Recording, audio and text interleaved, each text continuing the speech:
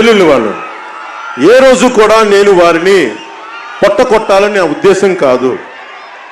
మీకు 5,000 వస్తే వాలంటీర్స్కి చెప్తున్నాను, 5,000 వస్తే ఇంకొక 5,000 మీకు వేసి ఇచ్చే మనసున్నవాడిని ఎప్పుడు మీకు కొట్టాలని నాకు కలలో కూడా అనుకోను.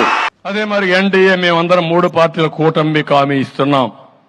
మీ ఉద్యోగాలు తీసేయం, వాలంటీర్ వ్యవస్థ కొనసాగిస్తామని మరొక్కసారి మీ అందరికీ హామీ ఇస్తున్నా. ఉగాది రోజున, పండుగ రోజున తీపి కబురు మీకు అందరికీ ఇస్తాం.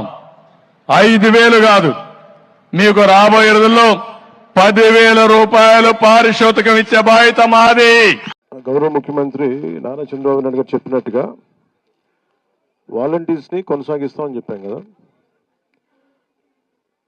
దాని అధికారులతో వెళ్ళి చూస్తే అసలు మీరు వాలంటీర్స్ ఎవరు కూడా ఏ విధంగా గవర్నమెంట్కి సంబంధం లేకుండా చేశారు.